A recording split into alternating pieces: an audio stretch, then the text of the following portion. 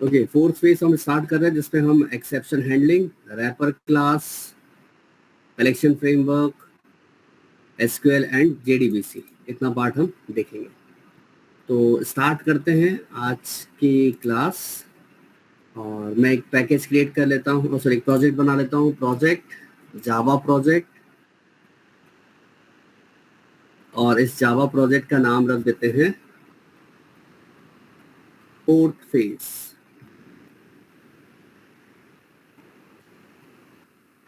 अब इसमें हम एक पैकेज क्रिएट कर लेते हैं, मॉड्यूल की हमें ज़रूरत नहीं है, हटा रहे हैं हम इसे। इसमें हम एक पैकेज क्रिएट कर देते हैं और इस पैकेज में हम एक पैकेज क्रिएट कर लेते हैं। पहले पैकेज का नाम रख देते हैं हम एक्सेप्शन हैंडलिंग। पैकेज का नाम रख दिया हमने एक्सेप्शन हैंडलिंग। देन हम नोट्स बनाने के लिए एक नॉर्मल फाइल ले लेते हैं, नाम रख देते हैं इसका नाम ऑलरेडी रखा हुआ है ना, ऑलरेडी है नोट्स, नहीं वो एब्स्ट्रैक्शन में। तो फाइल का नाम रख देते हैं notes.txt एंड फिनिश। ये नोट्स फाइल भी हमारी बन गई है। ओके, टॉपिक है हमारा एक्सेप्शन हैंडलिंग। इस एक्सेप्शन हैंडलिंग टॉपिक या एक्सेप्शन हैंडलिंग टॉपिक है क्या, इसमें पढ़ना क्या है, ये सारी चीजें हम देखेंगे। तो चलिए सबसे पहले तो हम ये पढ़ें। Point number 1, what is exception. ये एक्सेप्शन होता है क्या है जिसको हम हैंडल करें। What is exception. Point number 1, exception is N abnormal condition. Exception क्या है? एक्सेप्शन एक एबनॉर्मल कंडीशन है। अब ये एबनॉर्मल कंडीशन, इसको क्या बोलते हैं हम? तो यहाँ पर ध्यान दें, इन Java exception is an event that disrupt the normal flow of program का नॉर्मल फ्लो डिसरप्ट करने का काम करती है। In Java, exception is an event that disturb the normal flow of the program. For example, मेरे पास एक programme है, उस प्रोग्राम में कुछ स्टेटमेंट लिखे हुए हैं। Statement 1, statement 2, statement 3, statement 4, statement 5, statement 6, statement 7, statement 8 and statement 9। तो इस प्रोग्राम में टोटल 9 स्टेटमेंट्स हैं। तो जब प्रोग्राम को कंपाइल किया तो सारे स्टेटमेंट सही हो गए, सही थे। तो कंपाइल टाइम पे सारे स्टेटमेंट सही लिखे हुए थे, कंपाइलर ने चेक किया, सब कुछ सही था। लेकिन जैसे इस प्रोग्राम को रन करवाया तो रन कैसे होता है जावा का program? Line by line interpreter के थ्रू। तो यहाँ पर स्टेटमेंट 1 एग्जीक्यूट हो गया, स्टेटमेंट 2 भी एग्जीक्यूट हो गया, स्टेटमेंट 3 भी एग्जीक्यूट हो गया, स्टेटमेंट 4 भी एग्जीक्यूट हो गया, स्टेटमेंट 5 भी एग्जीक्यूट हो गया। जैसे स्टेटमेंट 6 आया तो यहाँ पर जनरेट हो गया एक एक्सेप्शन। यहाँ पर क्या आ गया? एक्सेप्शन।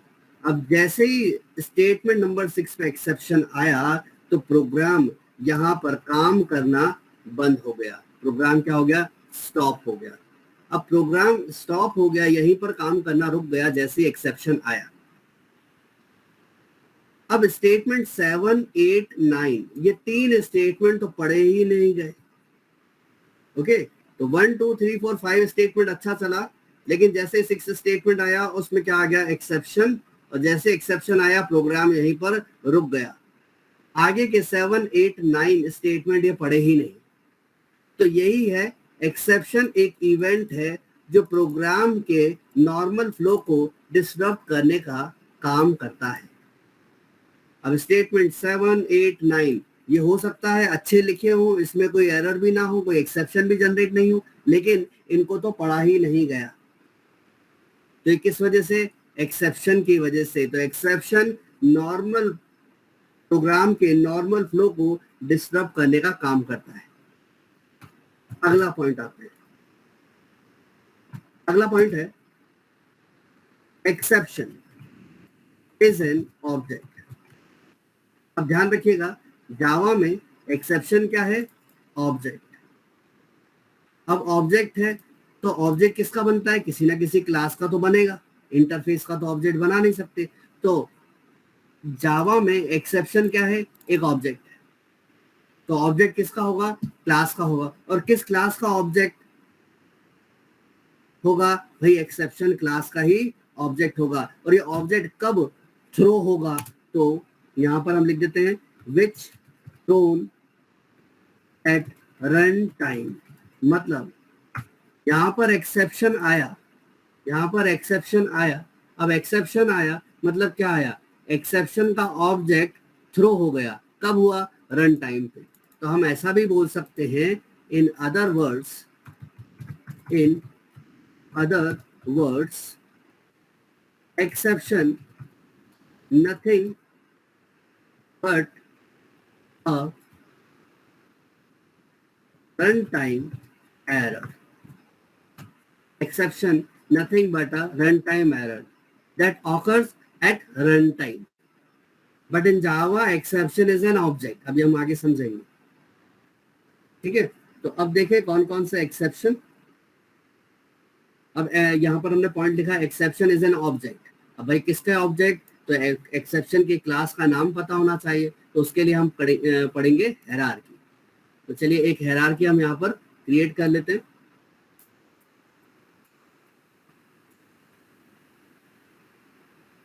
Okay,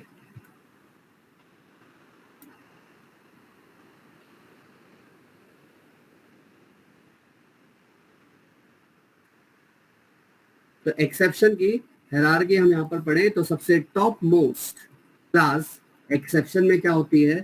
throwable class.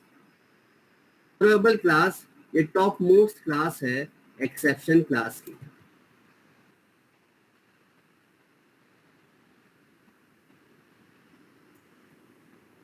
इसको क्या हो गया? Throwable class top most class है एक्सेप्शन क्लासेस में। अब इसके बाद आता है दो, एक आता है एरर, एरर क्लास, और दूसरी क्लास है exception class. Error class and exception class. ठीक है, मैं इसमें लिख देता हूं तो थोड़ा ठीक रहेगा। अब एरर जैसे कि स्टैक ओवरफ्लो, ये क्या है? एरर है एक, है ना, ये भी रन टाइम पे अकर होगा। अब आते हैं इधर एक्सेप्शन पे। एक्सेप्शन क्लास में, एक्सेप्शन क्लास की चाइल्ड क्लास है run time exception class. Exception class की चाइल्ड क्लास है run time exception class. And इस रन टाइम एक्सेप्शन क्लास के चाइल्ड क्लासेस हैं अरिथमेटिक एक्सेप्शन क्लास। ये क्लास के नाम लिख रहा हूं सारे में। अरिथमेटिक एक्सेप्शन क्लास बहुत छोटा आएगा, अब इसको सही कर देंगे। Arithmetic exception class. Number format exception, ये भी एक क्लास है नंबर फॉर्मेट एक्सेप्शन। अगली class array it's out of bounds exception. ये बहुत छोटा दिख रहा है, इसको मैं लेवल में कर देता हूँ, देन फिर हम लिखेंगे।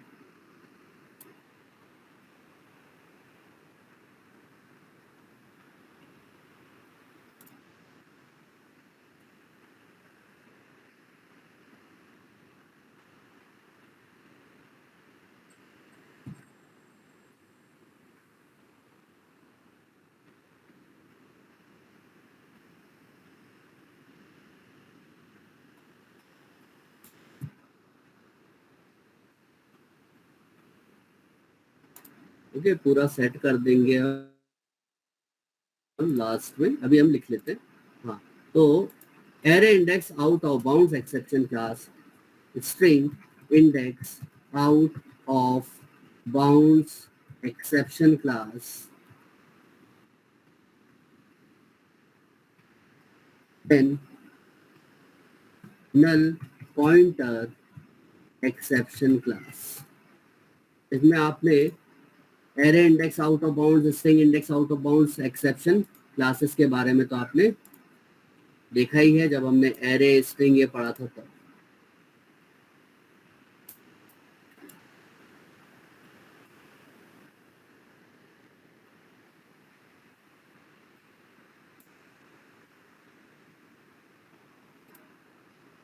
तो ये सारी चाइल्ड क्लास है किसकी, रन टाइम एक्सेप्शन क्लास की। ओके, अब एक्सेप्शन क्लास की चाइल्ड क्लास कौन सी है, रन टाइम एक्सेप्शन क्लास। लेकिन इस रन टाइम एक्सेप्शन क्लास की, सॉरी एक्सेप्शन क्लास की चाइल्ड क्लासेस और कौन कौन सी है, class not found exception class, class not found exception class, then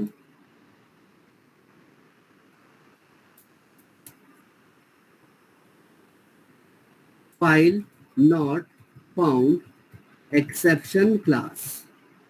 देखिए मैंने क्या बोला कि इन Java exception is an object, तो ऑब्जेक्ट किसके, ये ऑब्जेक्ट के लिए हम क्लासेस बना रहे हैं।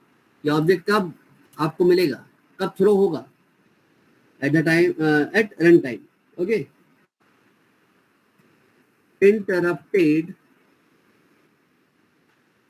Exception, interrupted exception,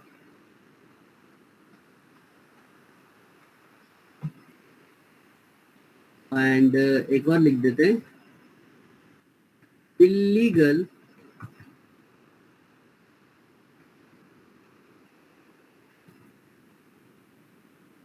illegal access exception, illegal access को हटा दो, इलीगल एक्सेस एक्सेप्शन को हटा दो। तो ये जो क्लासेस हैं ये हमने लिखी, ठीक है। मैं इसको आपको दिखा देता हूँ, आप स्क्रीनशॉट ले लीजिए इसका। अब थोड़ा सा बड़ा दिखाई दे रहा होगा, थोड़ी स्पेलिंग में मिस्टेक होगी तो वो कंसीडर करिएगा, अदरवाइज सारा हमने यहाँ पर बना दिया। तो भाई एक्सेप्शन के सबसे टॉप मोस्ट क्लास कौन सी है, थ्रोएबल क्लास। थ्रोएबल क्लास के कितनी चाइल्ड क्लास हैं, एरर और एक्सेप्शन क्लास। एक्सेप्शन क्लास के कितनी चाइल्ड क्लासेस हैं, कई सारी है वैसे तो, है ना, मैंने नाम बहुत कम लिखे लेकिन कई सारी क्लासेस है जो हमें जरूरत पड़ती रहती है या जो आपको पता होना चाहिए, वो क्लासेस मैंने यहाँ पर लिखी। तो एक्सेप्शन क्लास की child class run time exception class है,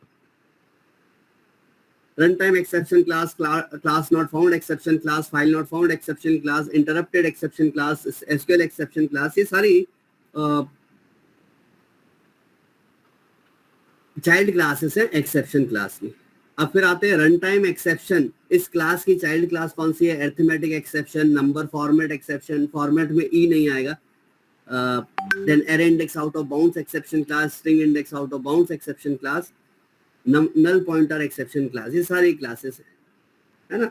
तो ये हायरार्की आप याद रखें। अब थोड़ा सा हम आगे चलते हैं। हमने देखा एक्सेप्शन क्या है, जावा में एक्सेप्शन क्या है, एक्सेप्शन आ जाए तो प्रोग्राम में होता क्या है, ठीक है, जावा में एक्सेप्शन को कैसे जानते हैं। अब अगला पार्ट है कि types of exception, types of exception, exception के टाइप। तो there are three types of exception, तीन टाइप के एक्सेप्शन होते हैं। पहला इसको बोलते हैं अनचेक्ड एक्सेप्शन, दूसरा चेक्ड एक्सेप्शन, और तीसरा है एरर। एरर सिस्टम या सिस्टम रिलेटेड अगर कुछ आ रहा है दिक्कत, जैसे कि आपने कई सारे प्रोग्राम एक साथ चला दिए तो भाई रैम एक्सेस ही नहीं कर पा रहा है, रन ही नहीं करवा पा रहा है, तो इस केस में स्टैक ओवरफ्लो ये एक एरर आ जाती है। तो एरर को अभी साइड में रखते हैं, हम सिर्फ दो चीजें ध्यान रखें। सिस्टम रिलेटेड अगर कोई एक्सेप्शन आ रहा है, प्रोग्राम आपका रुक रहा है, तो वो एरर काउंट होगा, लेकिन प्रोग्राम में आपने कुछ दिक्कत करी है तो वो इन दो वजहों से होगी। So there are three types of exception: unchecked exception, checked exception and error. Error system related दिक्कत से जनरेट होगी रन टाइम पे, लेकिन जो मेन है वो है अनचेक्ड और चेक्ड एक्सेप्शन। तो चलिए अनचेक्ड और चेक्ड एक्सेप्शन के बारे में जाने कि जो अनचेक्ड एक्सेप्शन है वो कब ऑकर होता है, कब आता है। तो अनचेक्ड एक्सेप्शन ऑकर होता है रन टाइम पे, अनचेक्ड एक्सेप्शन ऑकर होता है रन टाइम पे। देन अगला है चेक्ड एक्सेप्शन। चेक्ड एक्सेप्शन कब ऑकर होता है, तो इसका answer compile time, compile time पर। तो चेक्ड एक्सेप्शन कंपाइल टाइम पे और अनचेक्ड एक्सेप्शन रन टाइम पे। अब थोड़ा सा ही आप एक दो लाइन ऊपर जाके देखोगे तो यहाँ पर लिखा है कि exception is an object in Java, exception is an object which thrown at run time. और सर आप यहाँ लिखवा रहे हो कि कंपाइल टाइम पे ये अनचेक्ड एक्सेप्शन ऑकर होता है, तो इसका मतलब क्या है? तो इसका मैं एक सिंपल सा एग्जांपल देता हूँ। मैंने एक जावा का प्रोग्राम बनाया, इस हमारा टारगेट है कि इस जावा के प्रोग्राम में हम ऐसा एक प्रोग्राम बनाए जिससे हम किसी फाइल में डेटा डाल सके, है ना। हम यहाँ बोल देते हैं हम किसी वर्ड फाइल में डेटा डाल सके, तो हम ऐसा एक प्रोग्राम बनाए कि जिससे वर्ड फाइल में डेटा स्टोर कर सके या रीड कर सके। हम रीड का बना लेते हैं। तो हमारा प्रोग्राम क्या है, जावा प्रोग्राम से हम वर्ड फाइल या ऐसा बोल सके हम ऐसा प्रोग्राम बनाए जो वर्ड फाइल से डेटा को हमें रीड करना है, ठीक है। वर्ड फाइल से डेटा को रीड करना है, तो ऐसा हमें एक प्रोग्राम बनाना है। लेकिन आप ध्यान से देखिएगा, आप प्रोग्राम जावा के प्रोग्राम से वर्ड फाइल को रीड कब करोगे? रन टाइम पे, है ना। ऐसे भाई प्रोग्राम रन होगा तभी तो आप फाइल के अंदर लिखा हुआ डेटा अपने जावा के प्रोग्राम में यूज कर पाओगे, रीड कर पाओगे। लेकिन मान लीजिए ये फाइल बनी ही नहीं है, ये फाइल अगर होगी ही नहीं तो क्या ये रीड ऑपरेशन रन टाइम पे हो पाएगा? नहीं। तो यहाँ पर कंपाइलर ये चेक कर लेता है कि ये फाइल बनी है या नहीं बनी। तो ये कब चेक करेगा? कंपाइल टाइम पे। ओके, तो ये फाइल बनी है या नहीं बनी ये कब चेक होगा? कंपाइल टाइम पर। और अगर मान लीजिए ये वर्ड फाइल है ही नहीं और हम प्रोग्राम बना के तैयार कर लिया कि इस फाइल से हमें डेटा को रीड करना है, तो भाई कंपाइल टाइम पे ही एक एक्सेप्शन आ जाएगा जिसको क्या बोलते हैं? Checked exception. और कौन सा चेक्ड एक्सेप्शन आएगा? कंपाइल टाइम पे एक्सेप्शन जनरेट हो जाएगा, इसका नाम है file not found exception. File not found exception. Okay, अब फिर से सुनिएगा। मैंने एक जावा का प्रोग्राम बनाया, उस प्रोग्राम के थ्रू मुझे किसी फाइल से, एक वर्ड फाइल से डेटा को रीड करना है। अब जब प्रोग्राम कंपाइल हुआ तो कंपाइलर ने चेक कर लिया भैया ऐसी तो कोई फाइल है ही नहीं और आप कैसे रीड कर पाओगे रन टाइम पे। तो कंपाइल टाइम पे compiler file not found exception generate कर देता है, ठीक है। इस केस में तो ये जो फाइल नॉट फाउंड एक्सेप्शन है, ये कौन सा एक्सेप्शन है? चेक्ड एक्सेप्शन है, ठीक है। चेक्ड एक्सेप्शन कब ऑकर होगा? कंपाइल टाइम पे। और अनचेक्ड एक्सेप्शन कब ऑकर होगा? रन टाइम पे। तो अब हम यही देखें, हमने जो ये बनाया है हायरार्की, इसमें कौन सी ऐसी क्लास है जो अनचेक्ड एक्सेप्शन क्लास कहलाएगी और कौन सी ऐसी क्लासेस है जो चेक्ड एक्सेप्शन क्लासेस कहलाएंगी। तो यहाँ पर class not found exception class ये चेक्ड एक्सेप्शन है, file not found exception class checked exception है, इंटरप्टेड एक्सेप्शन क्लास ये चेक्ड एक्सेप्शन है। अनचेक्ड एक्सेप्शन क्लास कौन कौन सी है तो वो मैं मेंशन कर देता हूँ। अनचेक्ड एक्सेप्शन क्लास है रन टाइम एक्सेप्शन क्लास और arithmetic exception class, number format, array index out of bound, string index out of bound और नल पॉइंटर एक्सेप्शन। ये जो रेड कलर में जो क्लासेस हैं ये सारी की सारी अनचेक्ड एक्सेप्शन क्लासेस हैं जो कब ऑकर होगी, इनके ऑब्जेक्ट कब ऑकर होंगे रन टाइम पे। और जो ऑरेंज कलर में क्लासेस दिख रही हैं ये सारी क्लासेस चेक्ड एक्सेप्शन क्लासेस हैं जो कब जनरेट हो जाती हैं कंपाइल टाइम पे। ओके, तो वापस मैं स्क्रीन सॉरी स्लाइड शो कर रहा हूँ, आप लोग स्क्रीन शॉट ले लीजिए। जो रेड कलर में है वो है सारी अनचेक्ड एक्सेप्शन, जो ऑरेंज कलर में है वो है सारी चेक्ड एक्सेप्शन क्लासेस।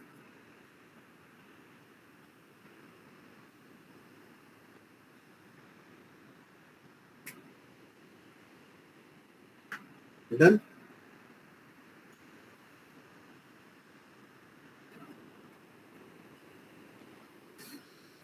ओके, तो भाई हमें checked exception unchecked exception classes भी हमने देख ली।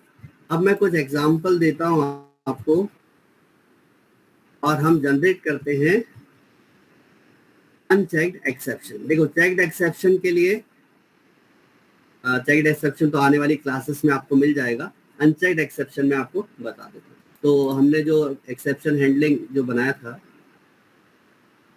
इसमें एक क्लास क्रिएट कर देते हैं, क्लास का नाम रख देते हैं example1। मेन मेथड में इस पे क्रिएट कर रहा हूँ और अब हम एग्जांपल्स देखते जाएंगे। तो यहाँ पर अरिथमेटिक एक्सेप्शन, अब अरिथमेटिक एक्सेप्शन कैसे आएगा वो देखें। Int a equal to 100 divide by 10 system dot out dot print ln a।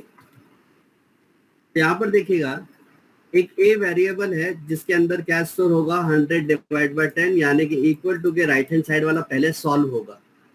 क्या लिखा आएगा 100 डिवाइड बाय 10, तो 100 को 10 से डिवाइड करो तो कितना आएगा 10, और ये 10 जाके कहाँ स्टोर हो जाएगा a में, और a की वैल्यू हमें प्रिंट करानी है तो क्या प्रिंट हो जाएगा 10। ठीक है, देखिएगा यहाँ पर क्या प्रिंट होता हुआ हमें मिलेगा 10। डन। नेक्स्ट, अगर मैं 10 की जगह यहाँ पर 0 लिख देता हूँ तो अब देखिएगा मैं सेव कर रहा हूँ प्रोग्राम को और प्रोग्राम में कोई एरर नहीं है, प्रोग्राम में कोई एरर नहीं है, मतलब सिंटैक्टिकल एरर कुछ भी नहीं है। लेकिन जैसे इस प्रोग्राम को हम रन कराएंगे तो रन टाइम पे एक अनचेक्ड एक्सेप्शन ऑकर हो जाएगा। ध्यान से देखिएगा इसको घूर घूर के, क्या लिखा आ रहा है कि exception in thread main thread में एक्सेप्शन है। और किस क्लास का एक्सेप्शन है तो पैकेज के नाम के साथ क्लास का नाम भी बता रहा है, java.lang.arithmetic exception। तो ये बता दिया कि भाई किस क्लास का एक्सेप्शन आया है। ओके, और फिर क्या लिखा हुआ है कोलोन डिवाइड बाय 0, और कोलोन के बाद जो भी लिखा है वो क्या है यहाँ पर डेफिनेशन ऑफ एक्सेप्शन। क्या है डेफिनेशन, डिवाइड बाय 0। अच्छा, एक्सेप्शन कहाँ आया है तो बता भी देगा कि ये जो फाइल है example1.java इसके 6th लाइन पे एक्सेप्शन आया है। तो अपन देखें 6th लाइन कौन सी है, ये वाली, यहाँ पर एक्सेप्शन आया है। ओके, तो ये जो पार्ट है मैं इसको ध्यान से देखिएगा। पहला पार्ट इतना है कि एक्सेप्शन कहाँ पर आया है, दूसरा पार्ट है कि किस क्लास का एक्सेप्शन आया है, और तीसरा पार्ट है कि एक्सेप्शन की डेफिनेशन क्या है। ओके, तो ये कौन सा एक्सेप्शन आया, अरिथमेटिक एक्सेप्शन। मैं शॉर्ट में लिख देता हूँ, चलो लिख ही देता हूँ, अरिथमेटिक एक्सेप्शन यहाँ पर जनरेट हुआ है। ठीक है, ये पहला एग्जाम्पल हो गया हमारा। दूसरा example, number format exception, format में ई नहीं आएगा, नंबर फॉर्मेट एक्सेप्शन। अब नंबर फॉर्मेट एक्सेप्शन हम यहाँ पर क्रिएट कर देते हैं। जैसे कि हमने लिखा है यहाँ पर string s equal to double quotes में हमने लिख दिया 100। ओके, और हम इस 100 को इंटीजर बनाना चाहते हैं तो कौन सा मेथड यूज करेंगे? Integer dot parse int, integer dot parse int.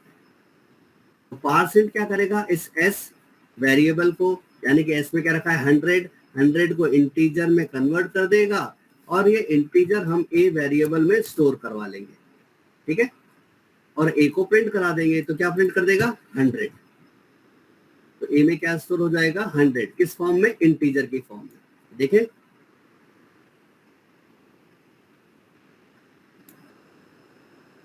आ गया 100। लेकिन ये तो नंबर था इसलिए इंटीजर में कन्वर्ट हो गया। लेकिन अगर किसी ने यहां पर लिख दिया कुछ ऐसा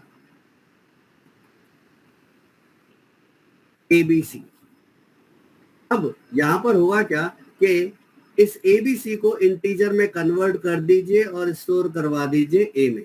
तो क्या ऐसा पॉसिबल है?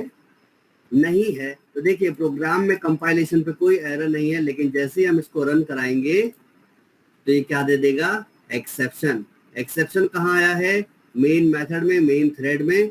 और किस क्लास का एक्सेप्शन आया है? नंबर फॉर्मेट एक्सेप्शन क्लास का एक्सेप्शन आया है। और डेफिनेशन क्या है इसकी? कि फॉर इनपुट स्ट्रिंग ABC, ठीक है। तो यहां पर एक्सेप्शन कौन सा जनरेट हुआ? Number format exception. कहां पर? लाइन नंबर 9 पे। देखिएगा, लाइन नंबर 9 पे एक्सेप्शन जनरेट हुआ है, मतलब ये वाली लाइन। ठीक, तो आपको कंपाइल टाइम पे एरर नहीं मिलेगा। जब आप प्रोग्राम रन कराओगे तब आपको एक्सेप्शन जनरेट होता हुआ मिलेगा। चलिए अगला देखें। आपने array index out of bounds, string index out of bounds तो देख ही लिया था। एक बार और देखिए, मैं एक बता देता हूँ दोनों में से। मैं यहाँ पर एक एरे बनाता हूँ, int array a equal to new int with size 5। Okay, a of 5 में हम स्टोर करवा रहे हैं 10 और ए ऑफ 5 की वैल्यू हम प्रिंट करवा रहे हैं। तो बताइए क्या आएगा यहाँ पर?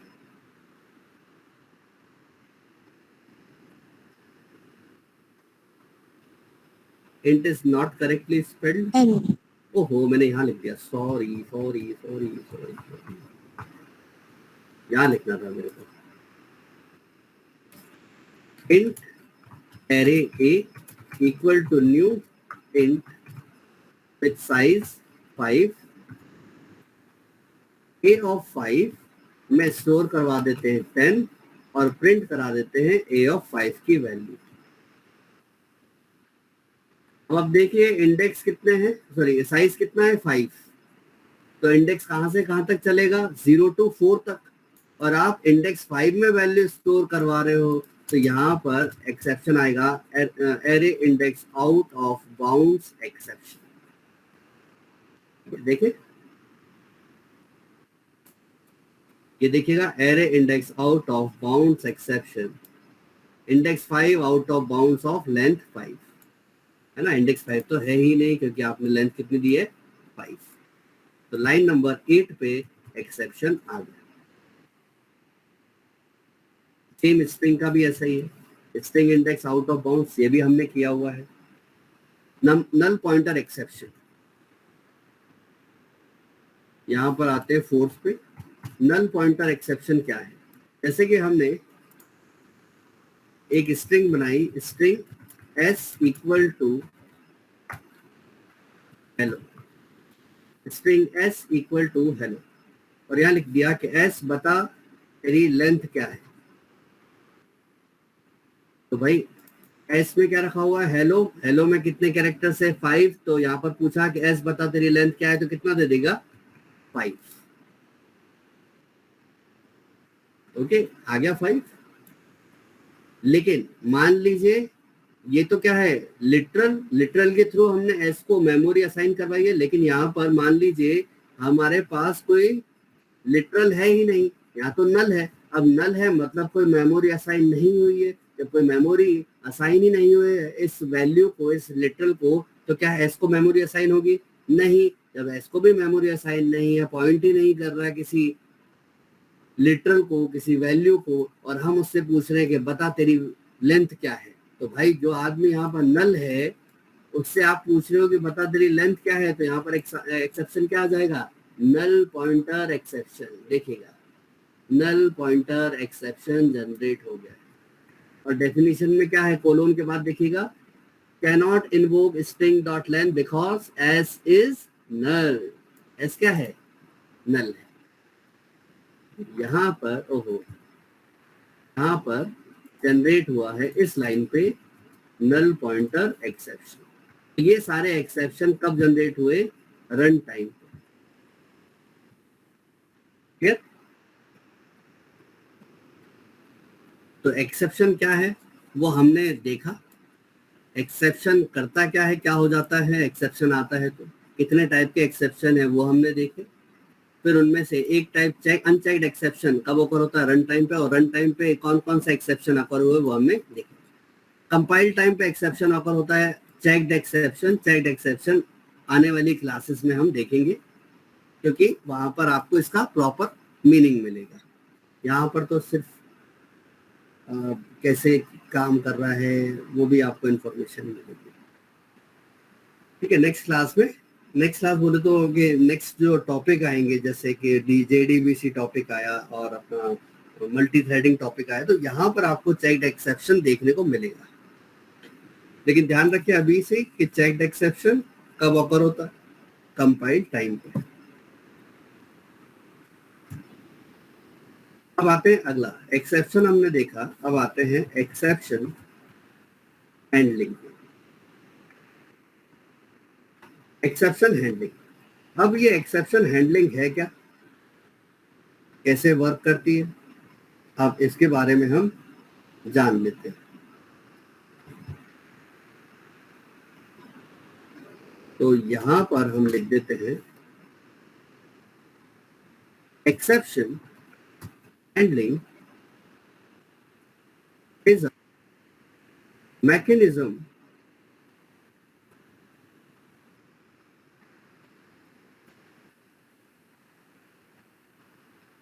मैकेनिज्म की स्पेलिंग क्या है, भूल गया यार, मैकेनिज्म की स्पेलिंग भूल गया मैं।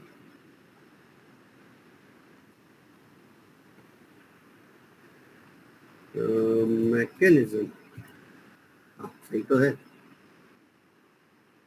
Exception handling is a mechanism to maintain the normal flow of program। Exception handling एक मैकेनिज्म है जिससे प्रोग्राम का नॉर्मल फ्लो क्या रहता है, मेंटेन, और एक्सेप्शन आने से क्या हो जाता है, डिसरप्ट हो जाता है, और हैंडलिंग करेंगे तो क्या रहेगा, मेंटेन रहेगा।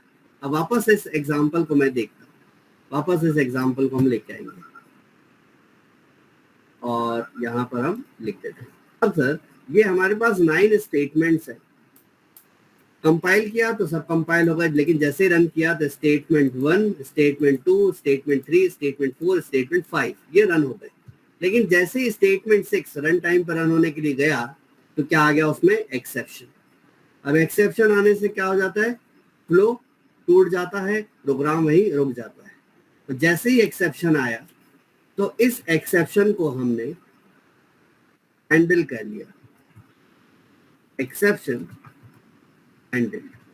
और जब ये एक्सेप्शन हैंडल हो चुका है तो स्टेटमेंट नंबर 7, 8, 9 ये भी क्या हो जाएंगे, एग्जीक्यूट हो जाएंगे। तो अब देखिएगा प्रोग्राम का नॉर्मल फ्लो मेंटेन हो गया। ठीक है, लाइन नंबर या स्टेटमेंट 6 पे एक्सेप्शन आया था, उस एक्सेप्शन को हमने हैंडल कर लिया। अब हैंडल करने के बाद स्टेटमेंट 7, 8, 9 भी वर्क करने लगे। अच्छा, तो सर स्टेटमेंट 6 का क्या हुआ होगा, क्या ये ठीक हुआ होगा?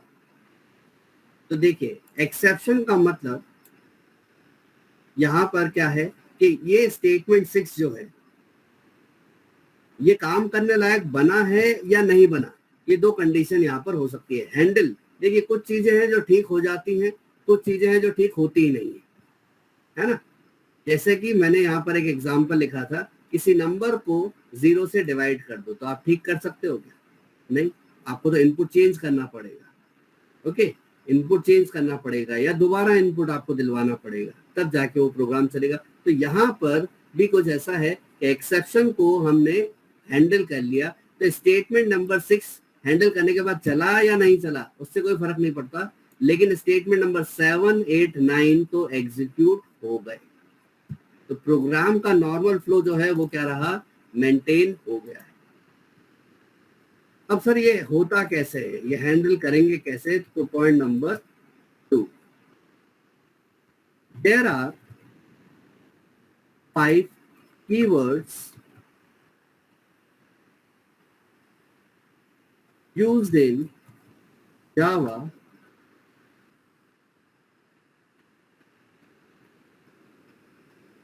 for exception handling.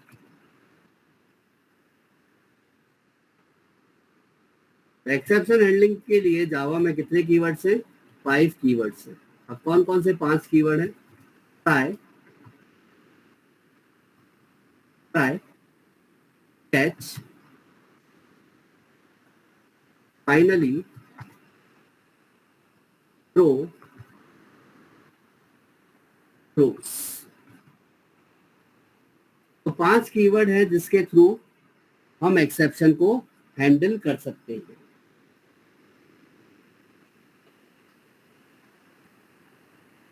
Try, catch, finally, throw, throws. ठीक है, तो एक एक करके हम एक्सेप्शन हैंडलिंग के कीवर्ड्स को देखेंगे।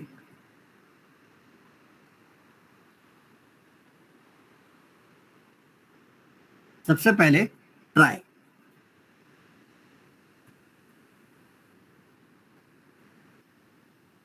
हम इसको पढ़ते हैं ट्राई ब्लॉक। अब ये ट्राई ब्लॉक क्या करता है, तो इसका पॉइंट हम लिख देते हैं।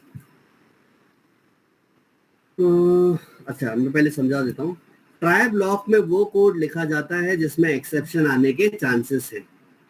वो कोड लिखते हैं जिसमें एक्सेप्शन आने के चांसेस होते हैं। तो क्या लिख दें? Try block is used to enclose the code that might throw an exception. Okay, तो ट्राई ब्लॉक में वो कोड लिखा जाता है जिसमें एक्सेप्शन आने के चांसेस है या जो एक्सेप्शन दे सकता है। नेक्स्ट, ये ट्राई ब्लॉक को हम कहां लिख सकते हैं? It must be used in method. इसको कहां लिख सकते हैं? मेथड के अंदर। ट्राई ब्लॉक के बाद क्या लिखा जाना चाहिए? ट्राई ब्लॉक के बाद क्या लिखा जाना चाहिए? तो try block must be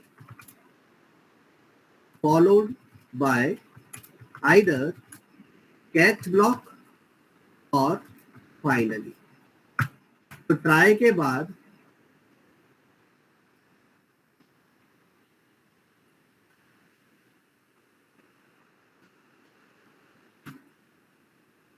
try के बाद या तो कैच ब्लॉक या तो फाइनली ब्लॉक होना चाहिए। ठीक है, या तो कैच ब्लॉक या तो फाइनली ब्लॉक या दोनों ही। सिंटैक्स मतलब लिखने का तरीका।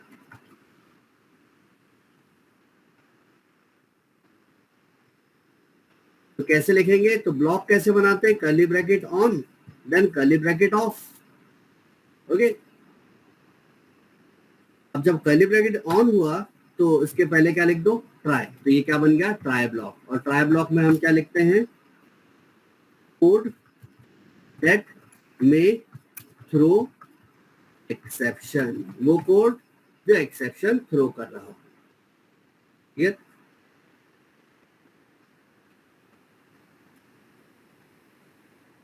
अब नेक्स्ट कैच ब्लॉक।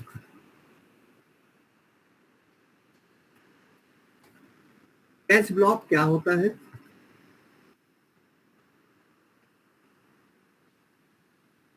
अब देखिएगा, ट्राई ब्लॉक में वो कोड लिखते हैं जिसमें एक्सेप्शन आने के चांसेस है। तो मान लीजिए वो कोड हमने लिख दिया ट्राई ब्लॉक में और उसमें एक्सेप्शन आ गया, तो उस एक्सेप्शन को हैंडल कौन करेगा? तो ट्राई ब्लॉक में जो कोड लिखा है अगर उसमें एक्सेप्शन आ जाता है तो उसको हैंडल कौन करता है? Catch block. तो कैच ब्लॉक क्या है? एक्सेप्शन को हैंडल करने के लिए बनाया गया है। तो यहाँ लिख दें catch block is used to handle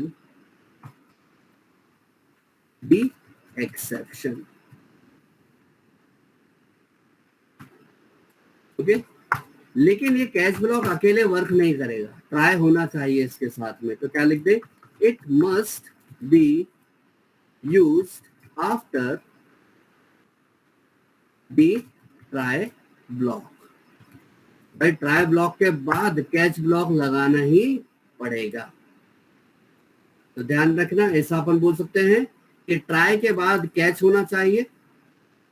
ठीक है, तो ट्राई भी अकेले वर्क नहीं करता, कैच भी अकेले वर्क नहीं करता, ये दोनों साथ में वर्क करते हैं। ट्राई फाइनली के साथ में वर्क कर सकता है, कैच के साथ में वर्क कर सकता है, लेकिन कैच अकेले वर्क नहीं कर सकता। इसको किसका साथ चाहिए? ट्राई का। ट्राई होना चाहिए। अच्छा, फिर आते हैं next point. We can create multiple catch block with a single try block.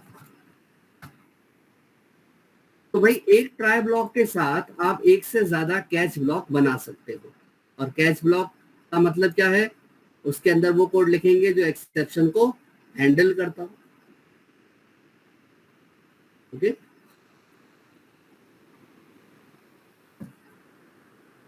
तो वो कोड हम यहां पर मेंशन कर देंगे। अब अगला पॉइंट, सिंटेक्स, लिखने का कैच।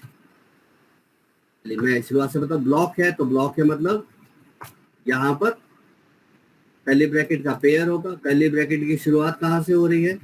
यहां से। तो इसका नाम, इस ब्लॉक का नाम क्या है? कैच। अब ये कैच एक से ज्यादा बना सकते हो, और एक से ज्यादा बनाने का मतलब ये एक्सेप्शन को हैंडल करता है। तो कौन सा एक्सेप्शन को हैंडल करेगा? तो वो ब्रैकेट में आपको एक्सेप्शन क्लास का नाम लिखना पड़ेगा और उसका रेफरेंस ऑब्जेक्ट आपको देना पड़ेगा। ओके, कुछ इस तरीके से कैच और पैरेंथेसिस में एक्सेप्शन क्लास का नाम और रेफरेंस ऑब्जेक्ट, और अंदर कौन सा? यहां पर हम लिख देते हैं हैंडलिंग कोड लिखा होगा। ओके, तो क्या ट्राई भी हो गया, कैच भी हो गया। अब हम इसका एक एग्जांपल क्रिएट कर लेते हैं।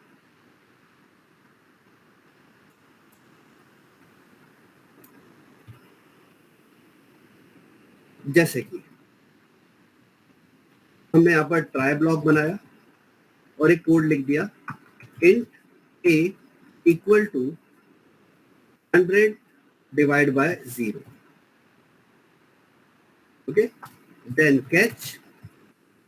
अब 100 डिवाइड बाय 0, ये यहाँ पर ट्राई ब्लॉक में हमने एक स्टेटमेंट लिखा है। इस स्टेटमेंट में कौन सा एक्सेप्शन आने के चांसेस है?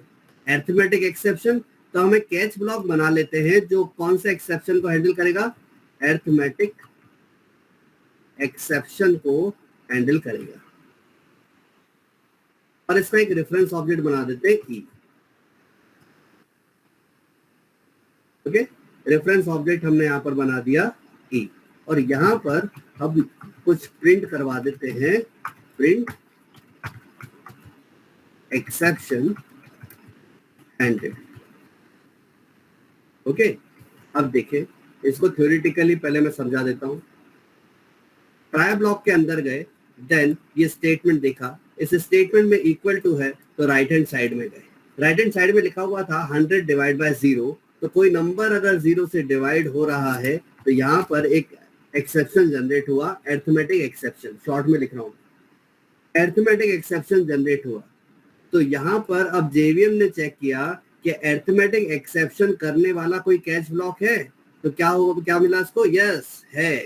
तो ये कैच ब्लॉक अरिथमेटिक एक्सेप्शन को हैंडल करने के लिए बनाया गया है।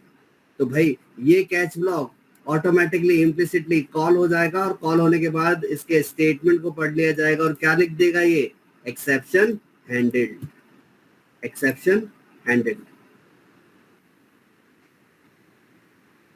देखिए आ गया, एक्सेप्शन हैंडल्ड। क्लियर? अब चलिए कुछ और एग्जांपल मैं यहाँ पर आपको देता हूँ ताकि अभी तक जितना हमने पढ़ा है वो हम एक एक करके देख सकें। अच्छा, वापस हम गाड़ी को मोड़ देते हैं। अभी ध्यान से देखिएगा क्या लिखा आया था, एक्सेप्शन हैंडल्ड। अब हम यहाँ पर बना देते हैं नल पॉइंटर एक्सेप्शन। फिर से इस प्रोग्राम को हम रन कराएं तो थोड़ा सा खुद से सोच के देखें। ट्राई ब्लॉक में कोड लिखा हुआ है, ये स्टेटमेंट लिखा हुआ है, इक्वल टू के राइट हैंड साइड में गए, क्या लिखा है, 100 डिवाइड बाय 0। तो किसी भी नंबर को 0 से डिवाइड करोगे तो कौन सा एक्सेप्शन आएगा, अरिथमेटिक एक्सेप्शन। तो जेवीएम ने चेक किया कि अरिथमेटिक एक्सेप्शन को हैंडल करने वाला कोई कैच ब्लॉक है, तो आंसर क्या मिला, नहीं, ऐसा कोई कैच ब्लॉक नहीं है जो अरिथमेटिक एक्सेप्शन को हैंडल करे। तो फिर यहाँ पर इस केस में जेवीएम खुद हैंडल करेगा एक्सेप्शन को। JVM handle this exception. और जेवीएम अगर हैंडल कर रहा है एक्सेप्शन को, क्योंकि इस केस में तो कैच ब्लॉक ऐसा है ही नहीं जो अरिथमेटिक एक्सेप्शन को हैंडल करे, तो यहाँ पर जेवीएम पूरी बड़ी लाइन लिख देगा कि एक्सेप्शन आया है मेन थ्रेड में, किस क्लास का एक्सेप्शन आया है और डेफिनेशन क्या है। ये पूरा एक्सेप्शन यहाँ पर आपको दे देगा। मैं इसको बोल देता हूँ, ये है आउटपुट। क्लियर? तो जब ऐसा कोई कैच ब्लॉक नहीं हो एक्सेप्शन को हैंडल करने के लिए, तब जेवीएम हैंडल करता है एक्सेप्शन को और पूरी लाइन क्या लिखता है, exception in thread main, package के नाम के साथ एक्सेप्शन क्लास का नाम, कोलोन उस एक्सेप्शन की डेफिनेशन। डन? अच्छा, फिर हमने ये भी पढ़ा था कि हम एक ट्राई के साथ एक से ज्यादा कैच ब्लॉक बना सकते हैं।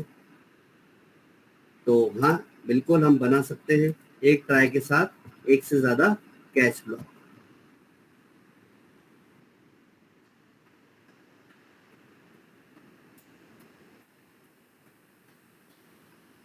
यहाँ पर एक और हमने बना दिया, इसका नाम रख दिया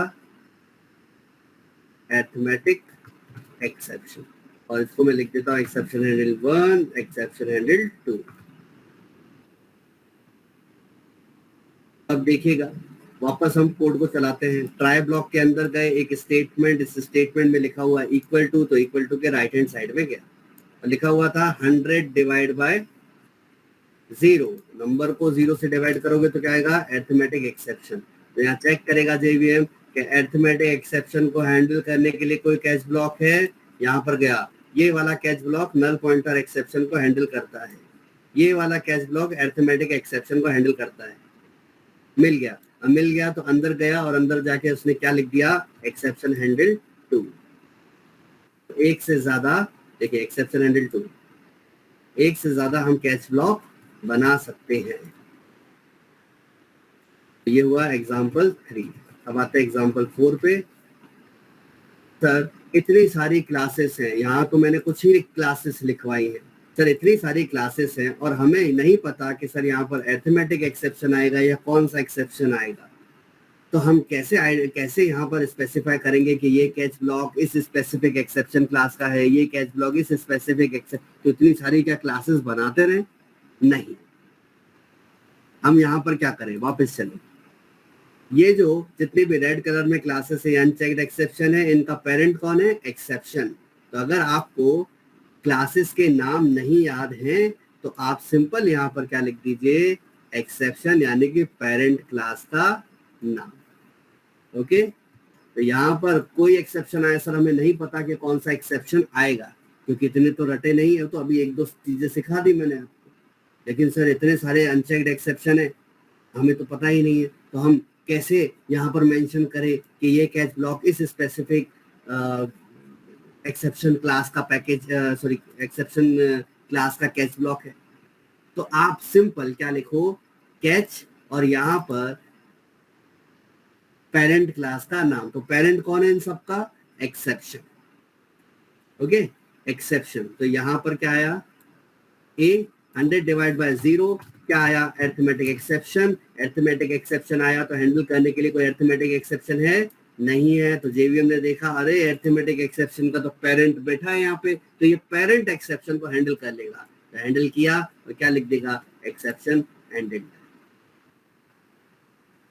एक्सेप्शन हैंडल्ड। ओके, तो अगर आपको स्पेसिफिक चाइल्ड क्लास का नाम नहीं पता है तो आप डायरेक्टली पेरेंट क्लास का नाम लिख सकते हो।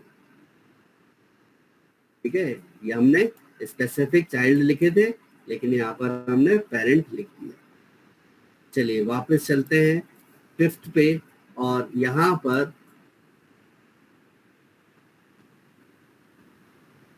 हम कुछ नाम भी लिख देते हैं।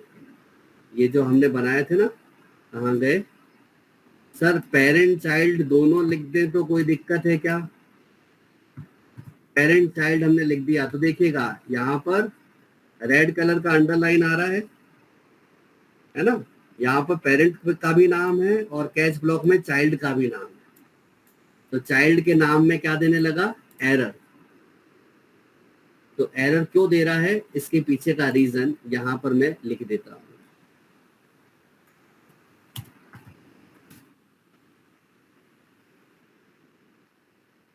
The order of catch block should be, must be most specific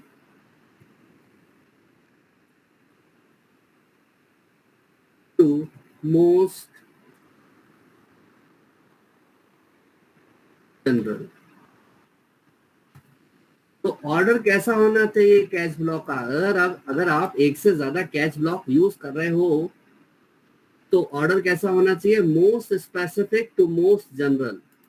most specific, specific का मतलब चाइल्ड जिसका आपको नाम पता है, स्पेसिफिक नाम पता है, तो मोस्ट जनरल, जनरल मतलब कॉमन, कॉमन बोले तो पेरेंट सबके लिए सेम पेरेंट। तो भाई the order of catch block must be, child पहले, चाइल्ड से लेकर पेरेंट लिखिए, लेकिन आपने यहाँ पर क्या कर दिया, पहले पेरेंट लिख दिया उसके बाद चाइल्ड लिख दिए, इसलिए क्या दे रहा है, एरर। तो आपको कैसा देना पड़ेगा, कुछ ऐसा, यानी कि चाइल्ड पहले पेरेंट बाद में, most specific to most general मतलब चाइल्ड पहले और पेरेंट लास्ट में या बाद में। तो अब देखिए अभी कोई एरर आया क्या, नहीं आया, ठीक, तो कुछ ऐसा सीक्वेंस होना चाहिए। तो 5 एग्जांपल्स हमने यहाँ पर देखे, ट्राई और कैच के। अब एक और मैं एग्जांपल देता हूँ, थोड़ा सा चेंज करते हैं।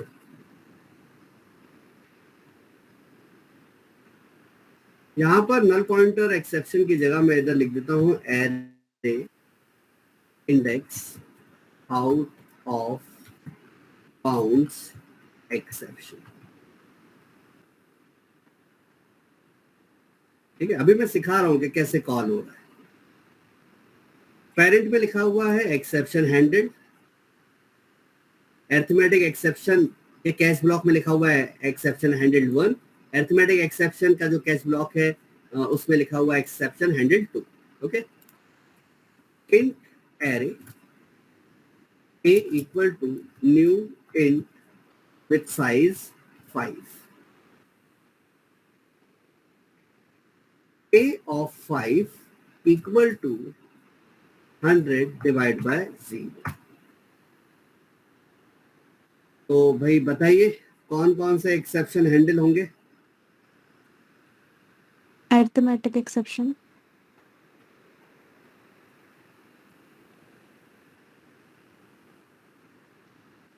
Array out of exception handle होंगे बाउंडेड। भाई, बताओ फटाफट। Sir arithmetic exception. आपकी आवाज नहीं सर आ रही एरे इंडेक्स और अरिथमेटिक दोनों। क्या? सच में आवाज नहीं आ रही है? एक मिनट रुकना, अरिथमेटिक, एक मिनट रुकना, एक मिनट रुकना, अभी आप मत बोलो, मेरे को आवाज नहीं आ रही आपकी। यहाँ पर फुल किया है तब भी नहीं आ रही है, कुछ तो गड़बड़ है। एक काम करो, चैट लिख दो, चैट में लिख दो,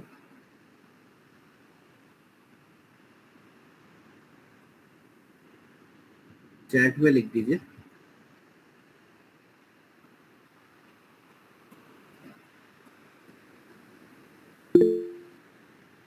array index out of bounds आएगा, अनुष्का ठाकुर।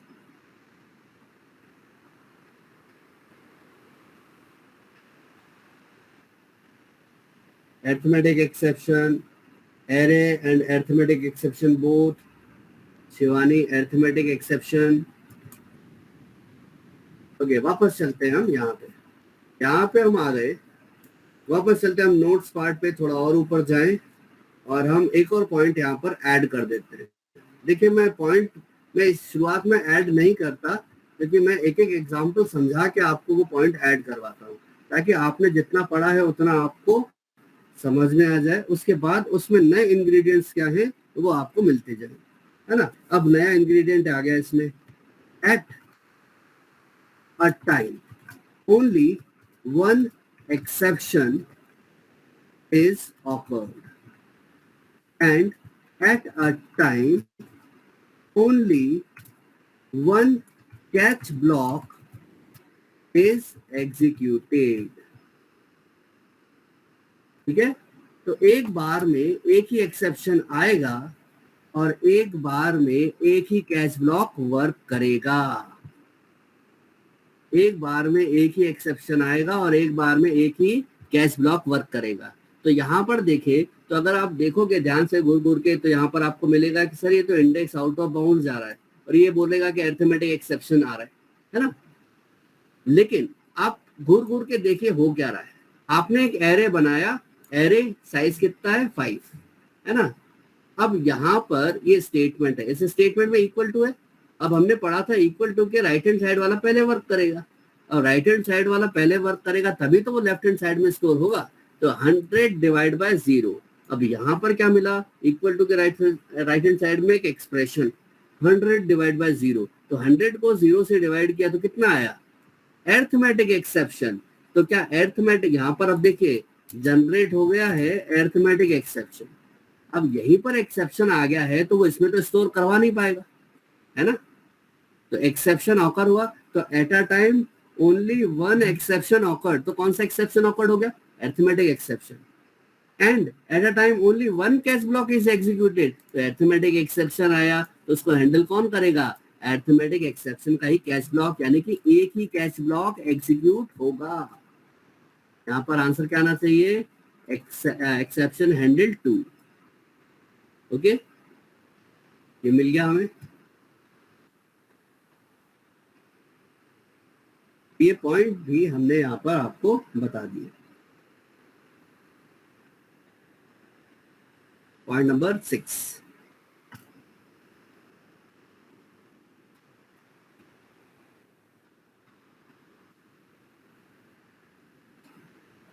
डन। तो यहाँ पर हम कंप्लीट कर रहे हैं आज की क्लास एक्सेप्शन हैंडलिंग की। अब हमें और क्या क्या पढ़ना है मैं आपको मेंशन करवा देता हूँ। हमने ट्राई देख लिया, हमने कैच देख लिया। कल की क्लास में हम देखेंगे फाइनली, थ्रो एंड थ्रोस। ये 3 पॉइंट और देखेंगे हम, और इसके साथ साथ हम एक और देखेंगे कस्टम एक्सेप्शन। जब हम थ्रो पढ़ेंगे तो वहां पर हम देखेंगे कस्टम एक्सेप्शन कैसे क्रिएट करें। ठीक है, तो आज की क्लास को यहीं पर एंड करते हैं, मिलते हैं फिर नेक्स्ट क्लास में कल।